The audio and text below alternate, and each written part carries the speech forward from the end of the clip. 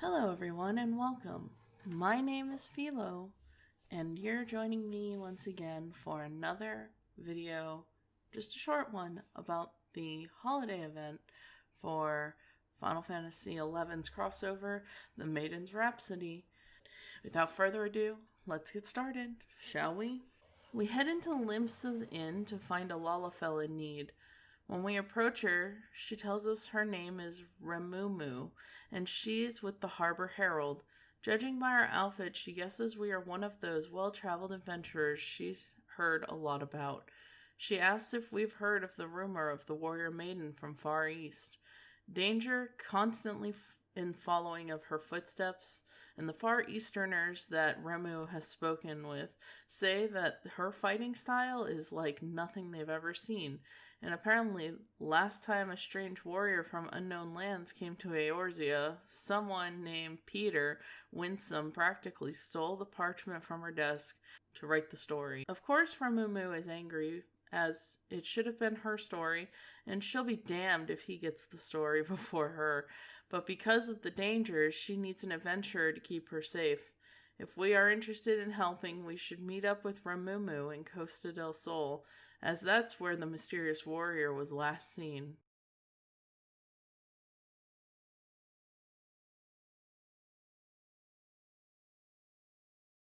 When we meet up with Remumu in Costa del Sol, she tells us that we took so long that she thought we wouldn't show.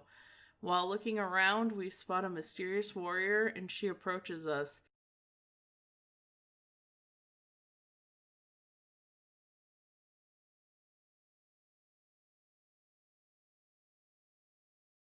She asks us not to think her strange for asking if we can tell her if we are anywhere close to Selbina or Mahara, as she is hopelessly lost.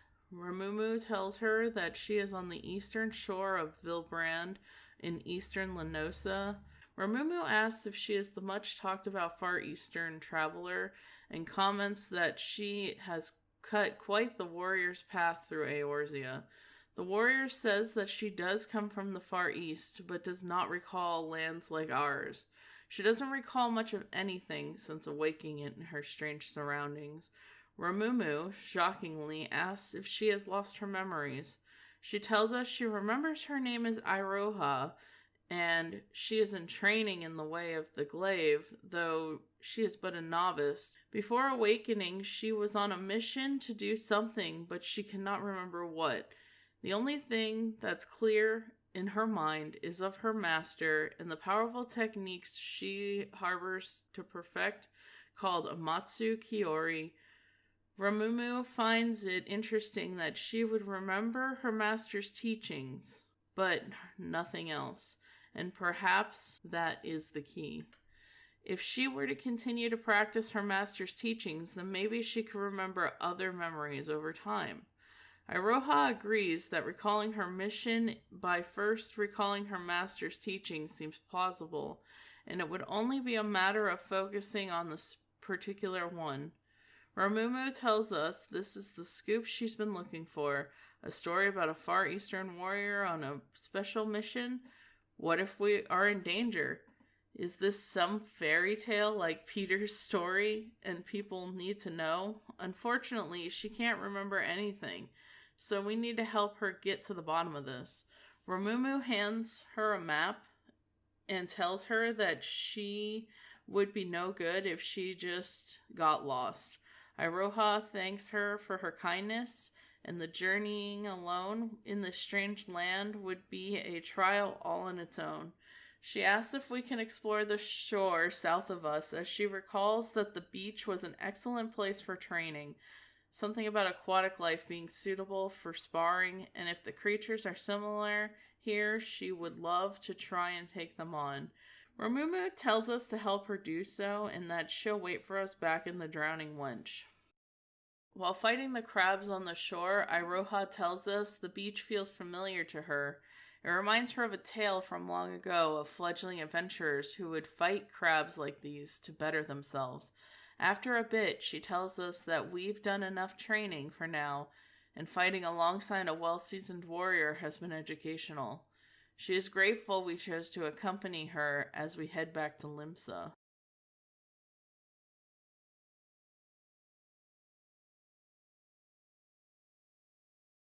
When we meet up with Iroha back in Limsa, she tells us training at the beach was invigorating.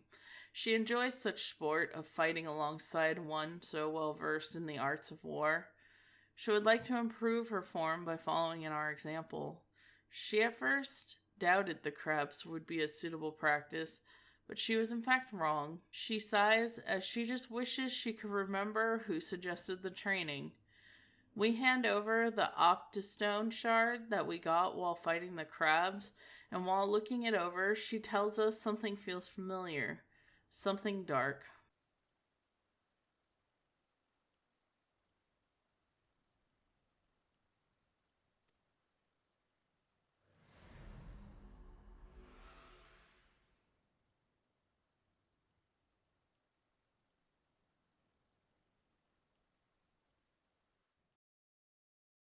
With a serious look on her face, she says, "A grueling battle in the cold against evil made manifest, a lord of shadows, long dead, yet somehow resurrected. The fate of the realm hanging in the balance. I remember, and yet I am convinced these visions relate to my mission. Why would Master entrust me with the means to slay such a foe? The answer must lie within my memories. They have to. All the more reason I must hurry to complete my training and perfect a Matsukori." She tells us that while waiting for us to meet up, she talked to some people from Gridania, and they told her she could find creatures of an unusual nature. They told her of a place called Haku Manor, a cursed estate whose grounds play host to various sorts of hellish monsters. Since the creatures sound like promising opponents, we are off to travel to Central Shroud. When we arrive at Haku Manor, we find minions of the Shadow Lord and we begin to fight them off. While fighting, Iroha tells us the demons make her recall another old story. She tells us to surpass his limits, a great samurai once fought such fiends.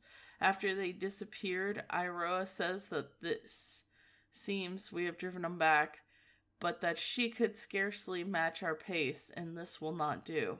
She thinks there might be a way to improve more quickly before walking off.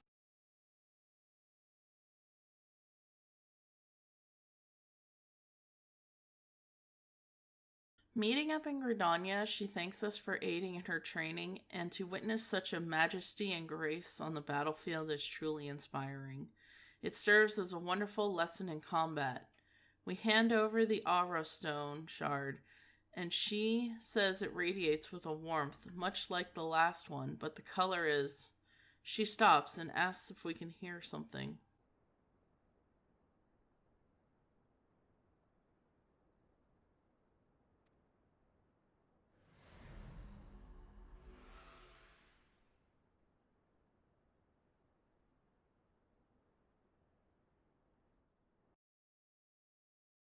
With a stern look, she says, "A long and arduous journey together with a young girl. This vision is not what I expected. We fought many together, and we were not alone. No, I dare say our comrades were well beyond counting. But what business would I, a lowly student, have in undertaking such a mission? I cannot make sense of it." She thanks us for this, though, because before meeting us, she was hopelessly lost, smothered by a fog of fear and uncertainty. But now she has our light to guide her, and we have brought her to yet another step closer to completing her training and unlocking the memories still dormant within her. She says after speaking to a few Patreons before we arrived and believes to have found the perfect place to continue honing her skills in the Sagoli Desert. If what she heard was true, a creature of unspeakable terror roams the sands, and we are to meet up with her in southern Thanalan. When traveling to the desert, Iroha shouts that she sees the creature and that she knows the fiend. The jagged pincers dripping with venom. It is known as the Circuit, and its infamous beast slayer of slaying countless men. She tells us to bring an end to its legend and see ours grow in its wake.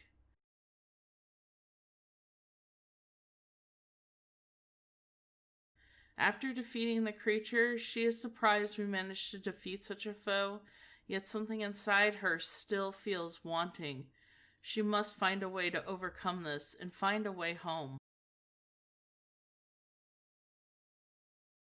When we meet up in Ul'dah, she tells us that words cannot express her gratitude for our assistance.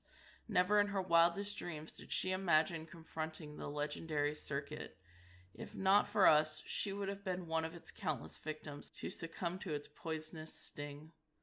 We hand over the Aura Stone Shard, and she says that it's coming to her, a mortal struggle and forbidden magitex uttered in the final bid for salvation.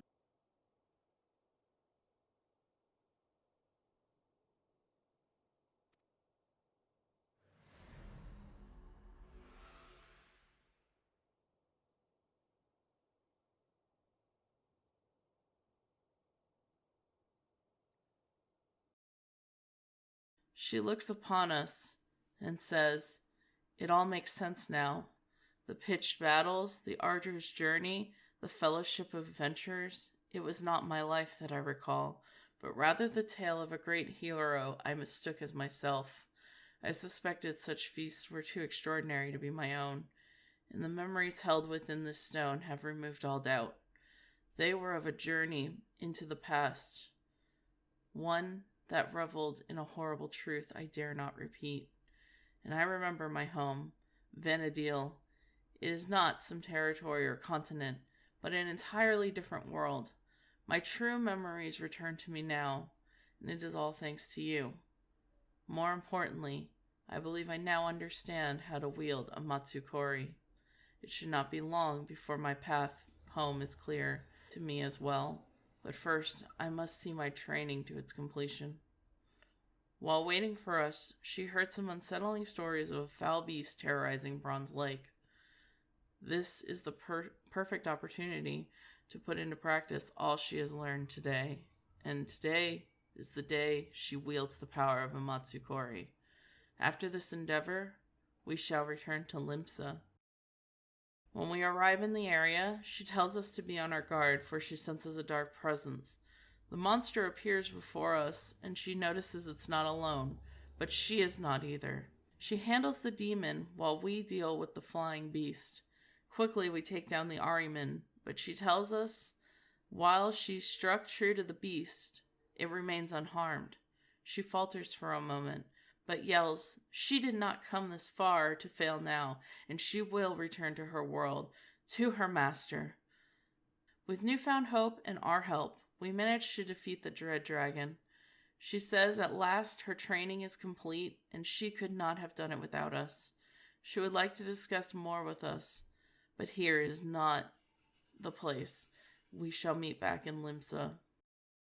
Back in Limsa, we meet up with Iroha, and she happily tells us that a Matsukori is now hers to command, and her memories are slowly but surely returning.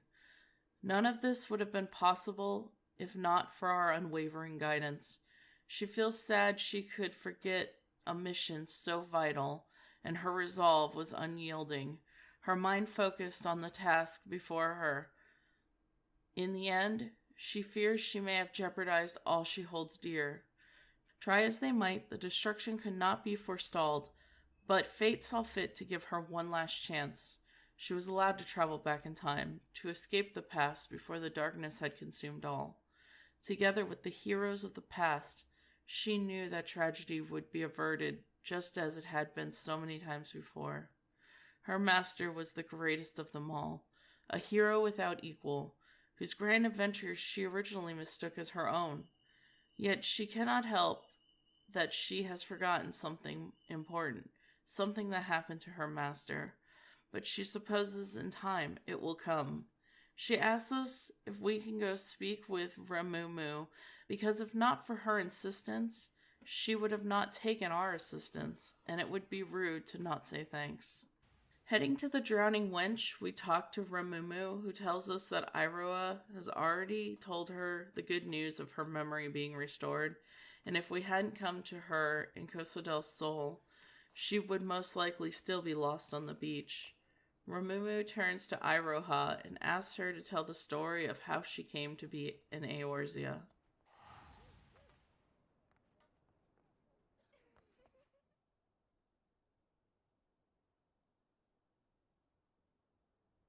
Ramumu asks if she went back in time to save her world. Yes, you have the right of it. No life was spared by the darkness. None save from mine, that is. Fate intervened, and I was sent back to the past, to a time where I could find a hero capable of saving Vendil.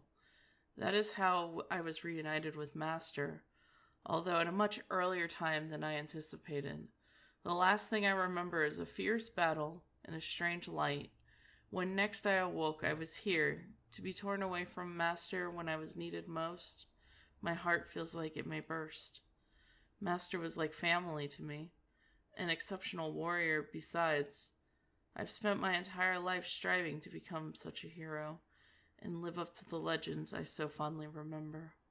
It all began with a stone, or so the story goes. In ages past, a sentient jewel, enormous and beautiful, banished the darkness. Its light filled with the world life and brought forth mighty gods. The world entered an age of bliss, that is, until the gods fell into slumber. That world is my home, Vana'diel. It was home to 3 great nations, the Kingdom of Sandore, the Republic of Bestoke, and the Federation of Windburst. Powerful as they were, though, in times of strife, they would turn to a single hero, my master. Be it a demon of rage-seeking vengeance, or a spiteful god of destruction, Master was always there to pull us back from the brink of oblivion. So as long as there is light and life in the world, the legend of Vana'diel's greatest hero will live on. There is little wonder these stories were the first to spring back to my mind. I have all but memorized them, but no matter how many times I asked you, you would always...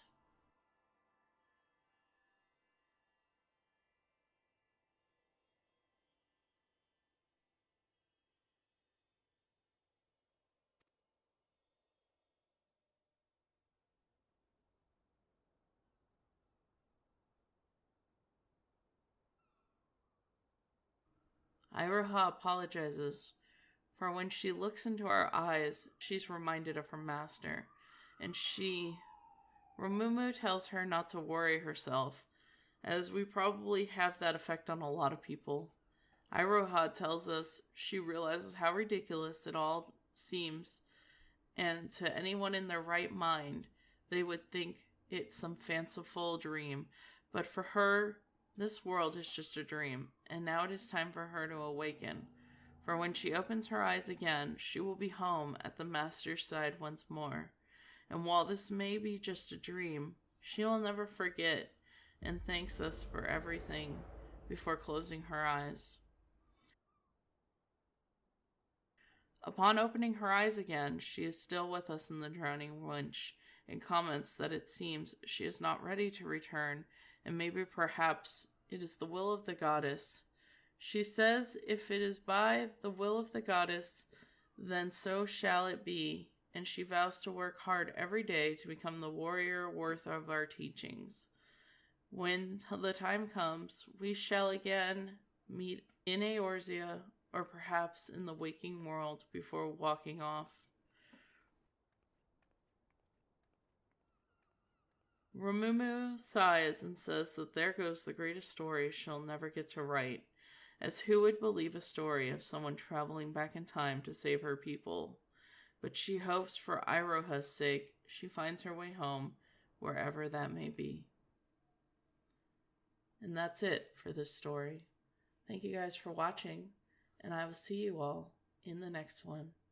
Take care, everyone.